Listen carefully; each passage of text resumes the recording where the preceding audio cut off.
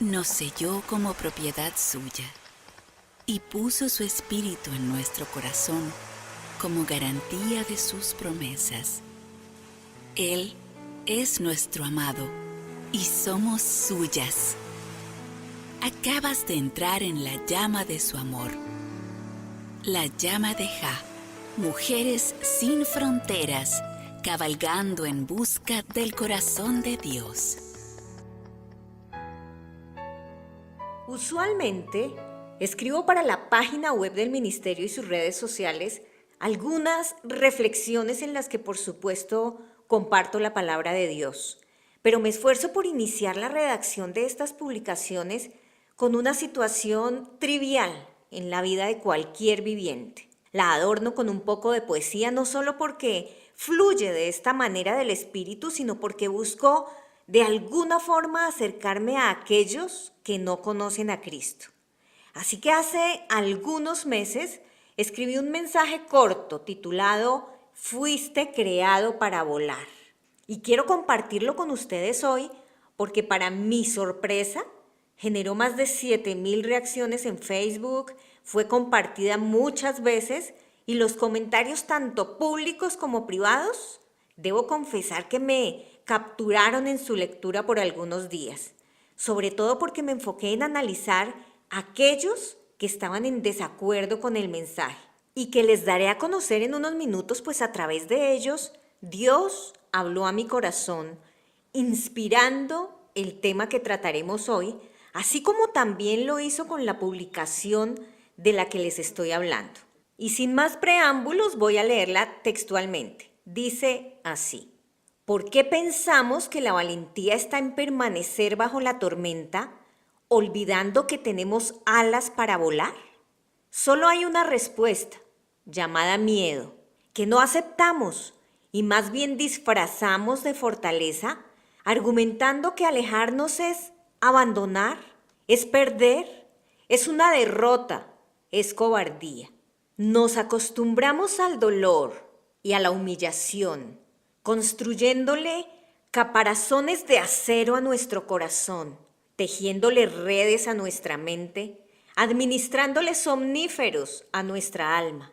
Nos olvidamos de extender nuestras alas y enfrentar esa lluvia interminable que golpea fuerte, que congela los huesos y que gota a gota inmoviliza cada centímetro de ese ser único y perfecto, diseñado para vivir en libertad. La tierra prometida siempre ha estado allí, al final de tu tormenta. Así que no te quedes en el sé valiente soportándola. Recuerda que primero hay un esfuérzate, que te llama a la acción. Muévete y entonces se activará tu bendición. Y no temerás ni desmayarás, porque Jehová tu Dios irá contigo a donde quiera que tú vayas. Josué 1:9. Y como les dije al inicio, las opiniones frente a esto estuvieron divididas, y aunque la mayoría estuvo de acuerdo con el punto de vista planteado en la reflexión, llamaron mi atención comentarios como: no debes huir de la tormenta, pelea contra ella, o el tiempo es de Dios, la tormenta es una bendición. Ora sin cesar en medio de la tormenta, pero no la abandones. Las batallas más duras son para los soldados más fuertes. Permanecer en la prueba es obedecer en humildad a Dios. Hay un tiempo para todo. Estad quietos. Pase lo que pase, es la voluntad de Dios. Y todos estos comentarios son muy válidos de cierta manera. Algunos son versículos bíblicos y aunque otros no, por supuesto que son respetables. De hecho, cuando atravesamos momentos de crisis en nuestras vidas, estas mismas palabras se convierten en las palabras de aliento de aquellos que nos aman y quieren darnos fortaleza. Aunque la verdad es que un solo interrogante y dime si miento queda en nuestra mente como una respuesta silenciosa. Y es sí, pero ¿cuánto tiempo durará la prueba? ¿Cuál es ese tiempo de Dios? Y recuerdo entonces la imagen que acompaña nuestra publicación, porque es un gran pájaro, hermoso y fuerte, con unas grandes alas cerradas. soportando una tempestad y aparentemente petrificado porque no se atreve a abrirlas para volar y buscar un lugar en donde refugiarse. Su expresión lo dice todo. Y pensé entonces, cuando la observaba, que así nos vemos muchos de nosotros hoy, inmovilizados, esperando a que la lluvia cese, sin darnos cuenta que podría durar toda una vida. Porque aunque dependemos de Dios en su totalidad, no hay unos hilos que penden desde el cielo y nos controlan como marionetas. No es así. No somos robots. Dios nos dio algo que se llama libre albedrío. Es decir, que también hay una parte que tú tienes que hacer en tu vida. También hay una acción que tú tienes que llevar a cabo para salir de ese lugar de tempestad. Y por ello fuimos creados tan perfectamente desde la perfección. Y para quien no crea que hay tormentas que pueden durar más de lo esperado, permítanme ilustrar la situación con una crónica de Víctor Olazábal que me pareció sorprendente y fue escrita para el diario El Mundo y se llama Mausinram, donde la lluvia de Dios no para. Y este lugar, muy difícil de pronunciar por cierto, es una población que está situada al nordeste de la India y leía que tiene un poco más de 1000 habitantes. Y estos habitantes, escuchen bien, paradójicamente son llamados héroes a los ojos de muchos, y este lugar es catalogado como el lugar más lluvioso del planeta. No por error pertenece a un estado cuyo nombre traduce la morada de las nubes, pues relata el reportero que no se ve otra cosa más que nubes. Dice que el sol no apareció durante su estadía, pero que en cambio su compañera permanente fue la intensa lluvia. Y debo decir que fue maravilloso haberme encontrado con esta crónica en la web, porque llevándolo a la vida espiritual, describe perfectamente lo que puede representar una situación de crisis en nuestra vida. El autor manifiesta, basado en su experiencia, que allí las escaleras y calles son como cascadas, que hay deslizamientos de tierra continuamente, humedad en cada rincón, apagones y poco trabajo, pues no se puede plantar nada, escuchen bien, por exceso de lluvia. Dice que la comida escasea debido a los bloqueos por los derrumbes y que cada día podría convertirse en una tragedia. Pero que esto no es lo que realmente lo sorprende, sino el ver cómo la gente se acostumbró a encontrar la comodidad en la supervivencia diaria. Y entonces una vez más leyendo dije, wow, esta crónica representa en la vida real lo que quise expresar en el mensaje Fuiste creado para volar. A mí personalmente me hubiera gustado preguntarle a este gran pájaro, ¿por qué permanecer y no salir de la tormenta si tenía todo para hacerlo? Y no quedarme con ese interrogante de si lo hacía por fe o por costumbre. Y siento que Víctor Olazábal sintió exactamente lo mismo y entrevistó a uno de sus habitantes para preguntarle acerca de la situación en la que vivían. Y la respuesta fue clara y contundente. Escuchen bien. Dios nos ha dado esto, así que hay que aceptarlo, que resumido quiere decir es lo que hay. Y dice el reportero que se escucha como expresión desde el más joven hasta el más viejo, en un lugar llamado de héroes por vivir bajo estas condiciones. Pero podríamos llamarlos héroes de la fe, porque aunque por su origen quizás estemos pensando que practican el hinduismo, no es así. Lo bello que me encontré también en esta historia es que ellos se convirtieron al cristianismo hace mucho tiempo, dice que en el siglo XIX, y que asisten los domingos a su iglesia, con una Biblia en la mano izquierda y un paraguas en la derecha. Y la historia de Noé en sus mentes, esto lo digo yo, tan clara como el agua que golpeaba sus cuerpos a diario. Yo digo golpeaba, no porque haya dejado de llover, sino porque ellos inventaron un elemento indispensable que hasta el día de hoy les permite vivir bajo la tormenta. Se llama canup y es un caparazón hecho de bambú que llevan anclado en su cuerpo y que les protege de la lluvia a la vez que les permite caminar y trabajar al mismo tiempo. Yo en mi curiosidad quise buscar en la internet algunas imágenes y no fue difícil cuando las encontré ver en ellas a un ser humano queriendo adaptarse a la fuerza a una situación incómoda, tratando de hacer que funcione. Y me pregunté entonces, ¿cuántos de nosotros estamos pasando por esta situación? Ahora entenderás por qué el título de este mensaje, Caparazones de Bambú. Porque quizás durante el tiempo incesante de nuestra tormenta dijimos, esto es lo que hay. Así que decidimos cultivar bambú, luego cortarlo, luego tejerlo, para finalmente adherirlo a nuestro cuerpo, logrando así una metamorfosis ficticia que nos permite seguir soportando. Te estarás preguntando por qué hablo de cultivar bambú y no otra planta. Pues bien, aquí hay otro dato curioso. ¿Sabes cuánto tiempo pasa después que un agricultor siembra la primera semilla de bambú para que pueda haber el primer brote de esta planta?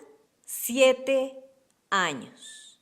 7 años en los que ella crea sólidas raíces que le van a permitir asentarse y garantizar un buen sostén para su desarrollo posterior. Pues 6 meses después, esta planta puede crecer hasta 30 metros. Es decir que en ciertas ocasiones nosotros vamos a la inversa. Crecemos sin fortalecer nuestras raíces y entonces nos paraliza la adversidad, debilitándonos a tal punto que preferimos alargar el tiempo de dolor, esperando el proceso de crecimiento del bambú para finalmente obtener nuestro canup y continuar en el mismo lugar, con un peso más en nuestra espalda disfrazado de protección para ocultar el miedo y la costumbre. Alguien me dijo hace unos días con lágrimas en sus ojos que llevaba ya un tiempo pasando por una situación muy difícil. Y cuando le pregunté de cuánto tiempo estábamos hablando, me dijo, ya son 30 años de lo mismo. Así que leí en sus ojos su resignación y tan solo vino a mi mente, es lo que hay. ¿Recuerdan?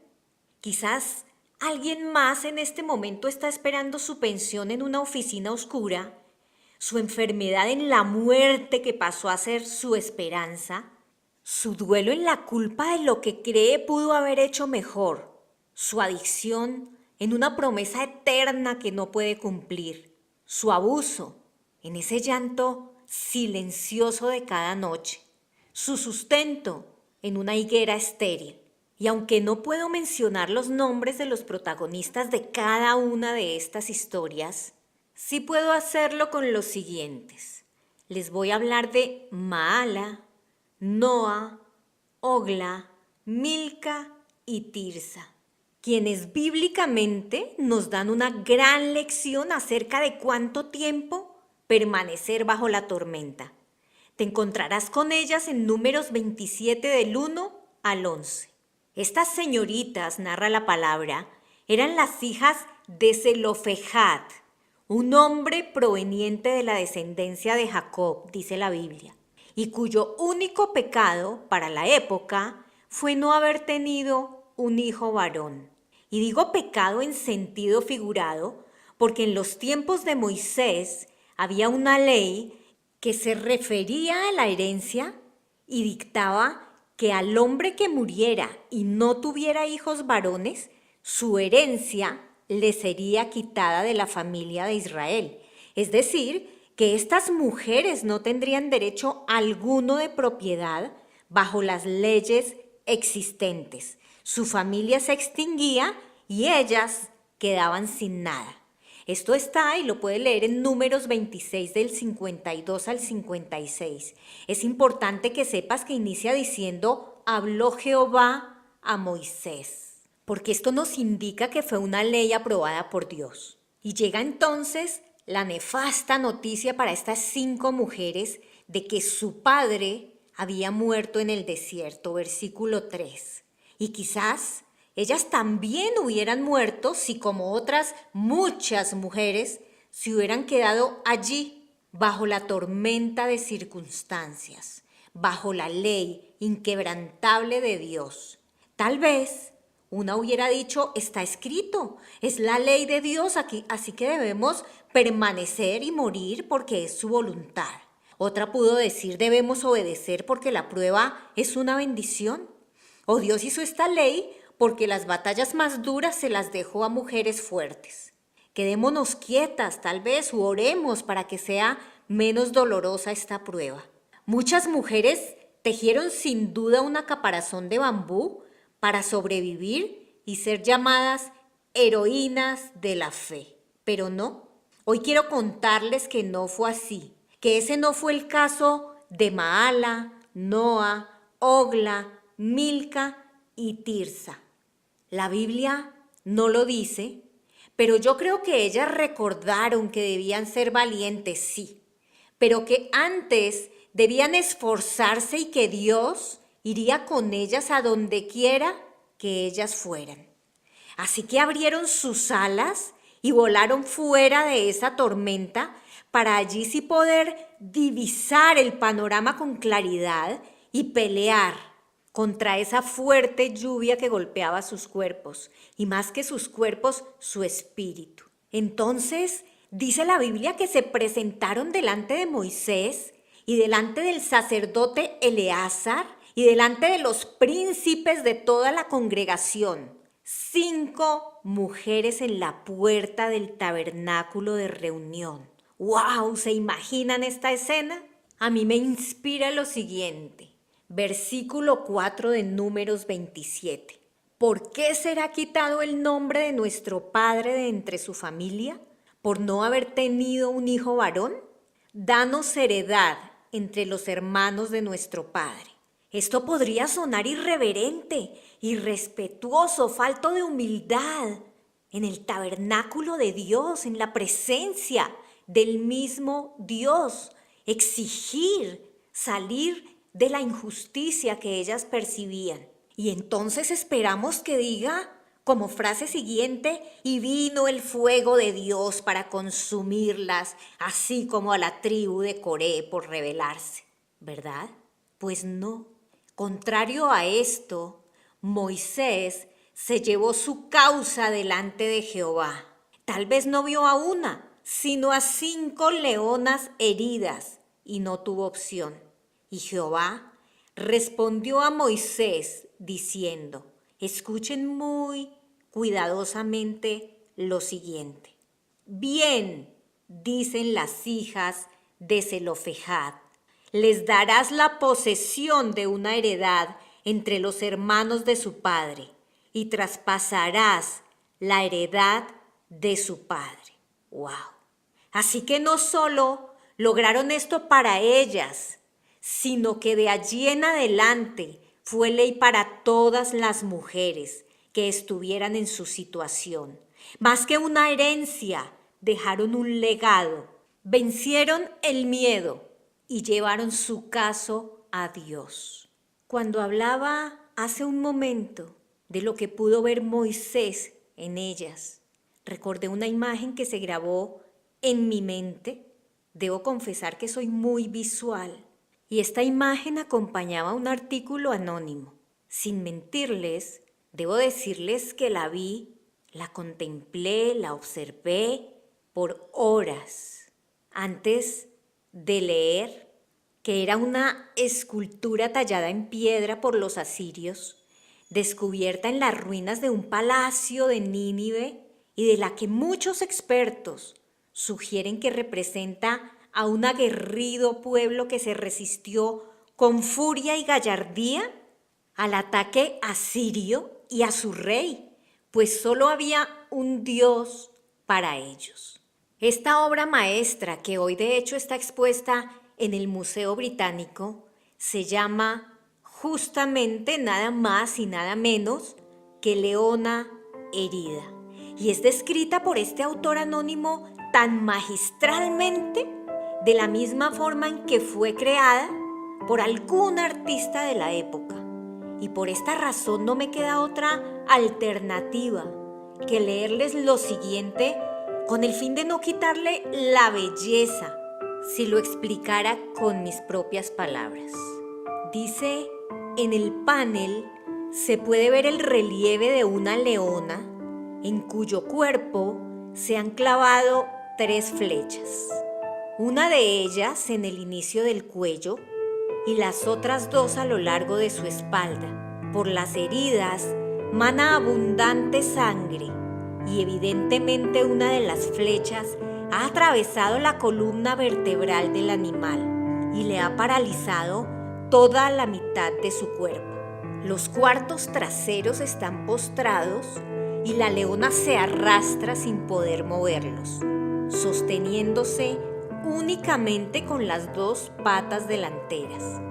Las heridas son fatales y seguramente la leona va a morir pronto, pero aún es capaz de alzar su cuerpo moribundo para emitir un rugido a su agresor en un postrero acto de reclamo o quizás de reto, como si se negase al sometimiento último. El dolor del animal es evidente y nos conmueve por la maestría de su ejecución.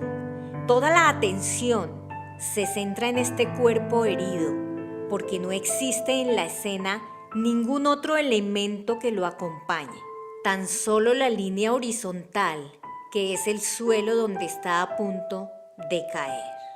¿Lo pudieron imaginar así como yo? Esto sacó de mis entrañas una conclusión, y es que heridos nos hacemos más fuertes y aún envueltos en sangre podemos llegar a conseguir la victoria, pero resignados a nuestras heridas y cubiertos con caparazones de bambú, nos alejamos del heroísmo y solo nos convertimos en víctimas, muriendo bajo la tormenta antes de intentar arrastrarnos para ver el sol. Porque aunque la lluvia en la Biblia está relacionada con la bendición de Dios y su presencia era un buen síntoma de prosperidad material, así como también su ausencia era una señal del juicio y del castigo de Dios, déjenme decirles que el exceso de ella genera consecuencias y nos lo enseñan de una manera práctica las plantas que para vivir necesitan oxígeno, agua y nutrientes como nosotros. Si riegas demasiado, habrá tanta agua en el sustrato que el aire será muy escaso y provocará la asfixia de las raíces y muerte de la planta. Así que no podemos permanecer bajo la tormenta mucho tiempo, porque poco a poco el agua desplazará el aire.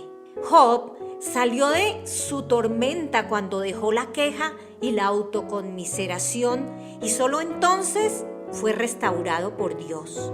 El paralítico de Betesda, después de 38 años de tormenta, salió de ella cuando se quitó su caparazón y declaró ante Jesús que quería ser sano. Zaqueo, jefe de los publicanos, subió a un árbol en busca de Jesús y finalmente recibió su salvación. La mujer del flujo salió de ese lugar en el que sufrió por 12 años. Se atrevió a romper las viejas costumbres, fue en busca de Jesús y fue sanada. Bartimeo, hijo de Tineo, aún siendo ciego, dando voces, buscó a Jesús y recuperó la vista. Quise cerrar con estas historias bíblicas que habrás leído y escuchado muchas veces, lo sé.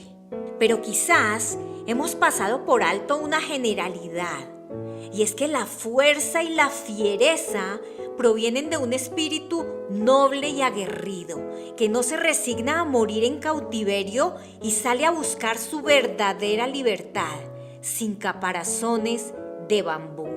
No sé cuánto tiempo llevas en tu tormenta hasta el día de hoy, pero ya es tiempo de decir ¡basta! Es tiempo de extender tus alas para volar, y entonces Jesús saldrá a tu encuentro y te dirá: tu fe puesta en acción te ha sanado. Amén. Somos la llama de Jah, mujeres sin fronteras, con un solo propósito: amarte con el amor de Cristo Jesús. Conéctate con nosotros a través de Facebook, Twitter, YouTube, Instagram, SoundCloud, Spotify, para que seas parte de nuestra familia y encuentres el verdadero significado de ser mujer.